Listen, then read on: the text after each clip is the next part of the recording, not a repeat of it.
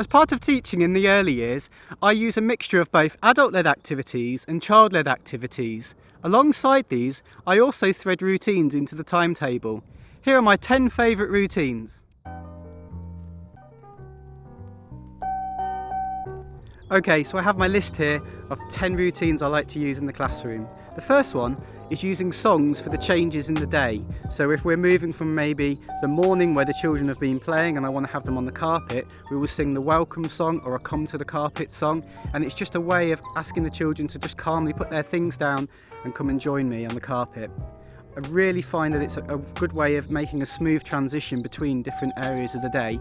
We have a tidy up song and we also have a going home song as well. My second thing I'd like to talk about is giving some of the children ownership of the classroom through different jobs. So for example, I have 2 children that are the musicians of the day, and during the tidy up song they get to stand on a little stage and choose some of the instruments out the box and tap along and sing along to the music while the rest of the children tidy. This can be rotated so different children get access to the instruments throughout the couple of weeks.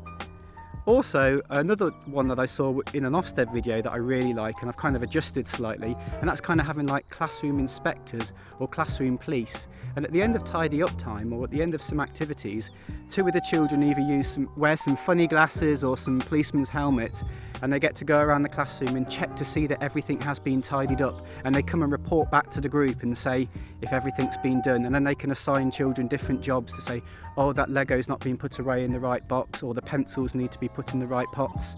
It's a great idea and the children really respond to it well.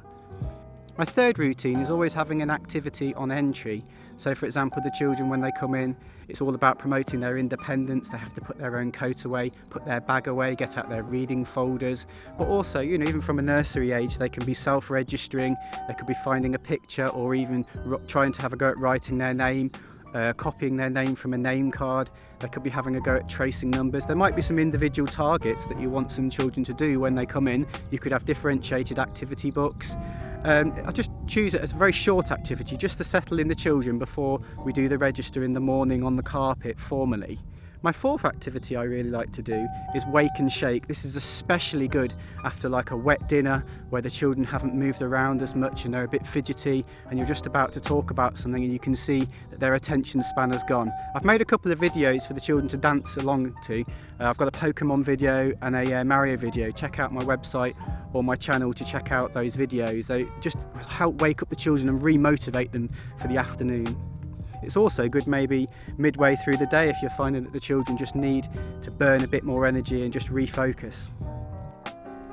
My fifth routine is about threading in some extra things into the key group. So alongside any new objectives that I want to talk about, maybe a topic or something of interest, I like to add in a quick fire flashcards of maybe some sounds, some numbers, but also an opportunity for the children to talk about their feelings. Some children sometimes come in with things on their mind from home. It's a nice chance to maybe have a safeguarding check about how your children are feeling. And I do a quick system where the children show me 2 thumbs if they're feeling really happy, 1 thumb if they're feeling okay, and they show no thumbs if they're feeling upset about something. And I can go around the group and say, oh, you're feeling really happy, tell me why you're happy today. Oh, why are you feeling sad today? What's upset you? And also it's promoting those different kind of vocabulary from the children. So some of them might start from the early stages by saying, I feel sad. Why do you feel sad? And very common, you could say, well, do you feel upset? Are you worried about something? And it's also a nice opportunity with children who are missing their parents to then talk through that activity and maybe say to their friends, well, John's feeling a bit sad today, he's missing his mum. What can we do to cheer up John today? So that's a really nice kind of warm welcome to the day and sets the children off for a nice day. To encourage parent engagement, I like to have an opportunity for different parents to visit the classroom at the end of each session. So they just wait for a couple of minutes while I see the children out, and we invite them in to talk to their key workers, and we share their learning journals and we talk about some of the successes that the children have had. It's a good opportunity to talk about any targets. But the idea of that is that I don't want to have parents thinking they're only called into the classroom when their children's been naughty or done something wrong. It's trying to just build up that relationship and have those positive learning conversations with their parents. They've proved very successful. One of the ways I really like to bring magic into the classroom is through puppets. I grew up on shows like Rainbow, Sooty and Sweep, Gordon the Gopher, Ed the Duck. And so for me, having puppets in the classroom is just a must.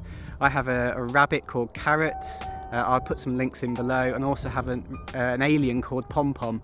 And the children respond to it so well. You can use it in so many different ways, and the children absolutely are mesmerised by it every time you bring it out. You can use it to introduce a new concept or topic, and also I like it for some of the more shy children that maybe necessarily don't want to stand up and talk in front of the group. They'll be wanting to come up and talk to the puppet and recall some of the things that they've done throughout the day. So it's a good way to encourage speech and language from your shy children. As children progress through the class, they naturally make friendships with other children, and I want to still see them mixing and joining in with all the children in the classroom and building a class bond with their peers. So one of the main things I do is we have what's called a special friend. At the beginning of the day, we announce who is the special friend. This is on rotation, so everyone gets a go. And that child is being told to have special treatment from everyone throughout the day. So we all find out who the special friend is, and we say, try and make an effort to play with this person, play a game with them. You see some children, maybe get their coat for them, or help them with something, or come over and sit down. And the idea is that the special friend never says no to anyone if they come over to say, can I join in for the day? And at the end of the day, we call them up to class and they announce who's been really kind and loving to them throughout the day, and then we give those people a reward such as a sticker or something, and a big clap at the end of the day. It really promotes an idea that children should try and mix with other children throughout the day.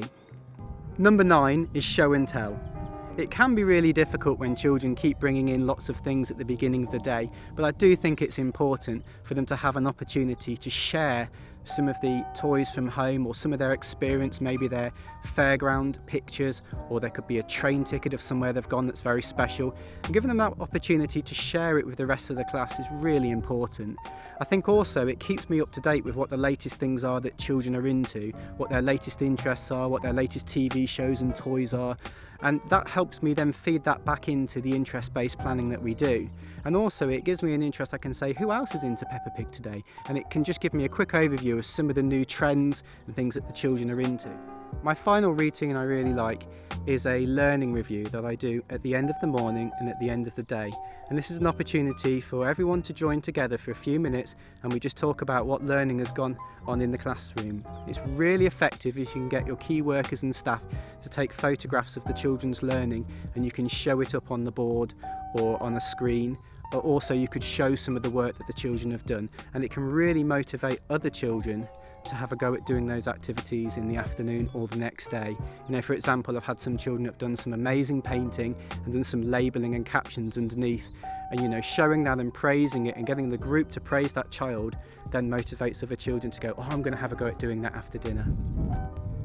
These are just a few of the ideas that I use in my classroom on a daily basis, and I hope you found them useful. I would really like to hear some of the routines that you use in your classroom, because what's great about the early years is that everyone does it in a different way, and depending on their cohort they might have different adjustments. I think it's really important that we can share as many tips as possible. Thanks for watching. Consider subscribing to the YouTube channel and visiting my website if you've enjoyed this video. Thanks, bye.